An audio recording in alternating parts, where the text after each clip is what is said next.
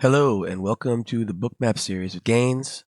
On today's video, we will be discussing the actual heat map, including the general overview, the different settings, as well as how the heat maps can differ between different instruments. Please bear with me as I am in the middle of a cold. The heat map shows a graphical representation of liquidity of both the live and historical order book. The COB, aka the current order book, is in the right column here. This is your DOM, aka depth of market level 2 data. This column displays both numerical values and histogram of the limit sell orders at the best offer and above, as well as the limit buy orders at the best bid and below it. This is real liquidity, live in action. As you can see, these numbers change constantly. Once they change, you can't see what orders were there previously. Bookmap takes the order numbers of the COB and transforms them into a heat map. You'll see the numerical values change on the order book, and you can see how they change on the heat map on the live market feed to the right of the vertical white line. The colors of the heat map represent the amount of liquidity at each price level. The color scale of the heat map is on the top center of the toolbar. The red and orange are very high liquidity,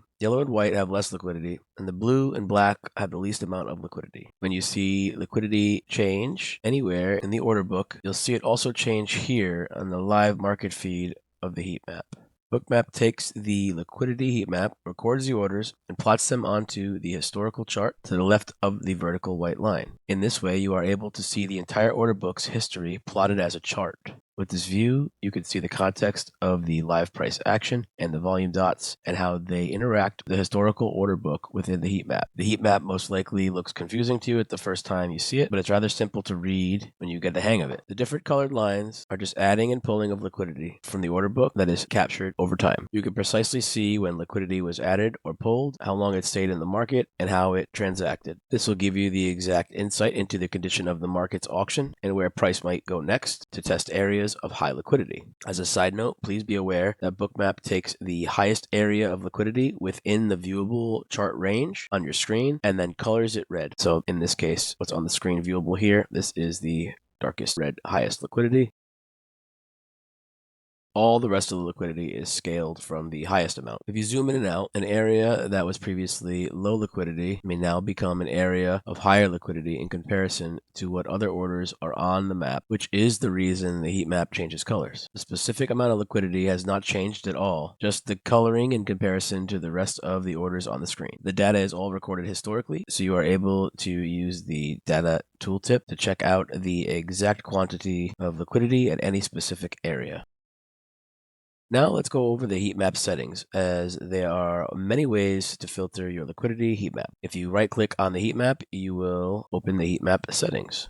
In this configuration tool, under the top color map section, you can choose from different colors similar to what we have in the toolbar. You can also view older heat map colors in the legacy box.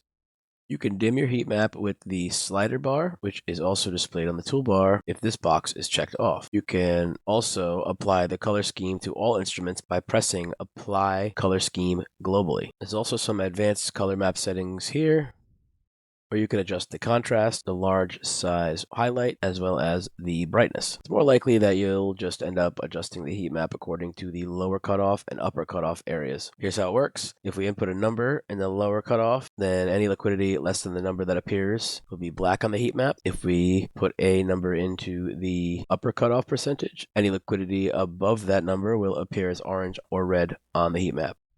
The sliders use a percentage amount instead of a specific number, so they will always automatically adjust the colors to the viewable range of liquidity on your screen. I keep mine right about here. Play around with the slider to get exact settings that you prefer, though. The lower cutoff slider is displayed on the toolbar if you check the box here.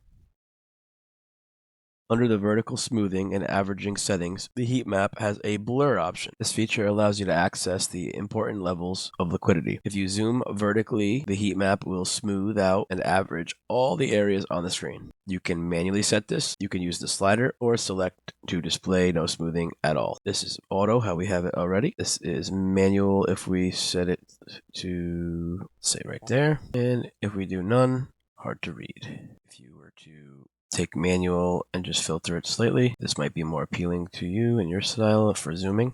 Below this, we have the aggregate settings. If you want to look at an aggregate view of the heat map, then select this box and it will show you each level of liquidity added to the next as we move further away from the current price. At the bottom here, we have advanced market depth settings. In here, we can override the depth and pick any amount that we choose. This is helpful if you would rather only see data that is closer to current price action. The settings under the extended market depth are irrelevant if you have your full data depth on. If you have a limited depth, such as 10 or 20 recent price levels, then you can choose to reset the extended heat map at the end of the day within a specific time frame, or to reset it now. Here's what it looks like with 100.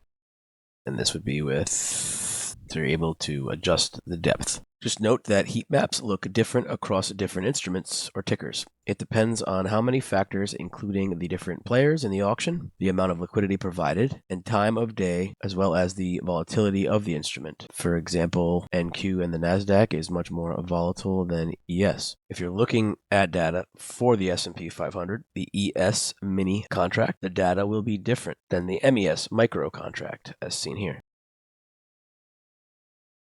These both will also differ from the SPY ETF. These instruments are all indexes of the S&P 500, but their liquidity heat map looks much different because the factors mentioned earlier. ES might show areas of high liquidity that stay on the book, possibly signifying more speculators and the positioning of some larger players, while MES has orders spread out more. For example, at 6,800, and here's 6,800. You also will notice if you use Bookmap for individual stocks, such as Nvidia or Microsoft, some of the larger players will enter orders at the market open and place large amounts of liquidity at whole and half-figure numbers. Those orders usually stay in the book all day until they transact at their levels. The vertical smoothing and averaging feature I showed you earlier is very useful for individual stocks because it will make everything much more readable. Thank you so much for joining me on this video regarding the heat map. In our upcoming videos, we'll discuss many features of Bookmap, starting with navigating the charts. I look forward to making more videos for you. And if you found any of this content helpful at all, please like, subscribe, and comment questions or input below. Thank you.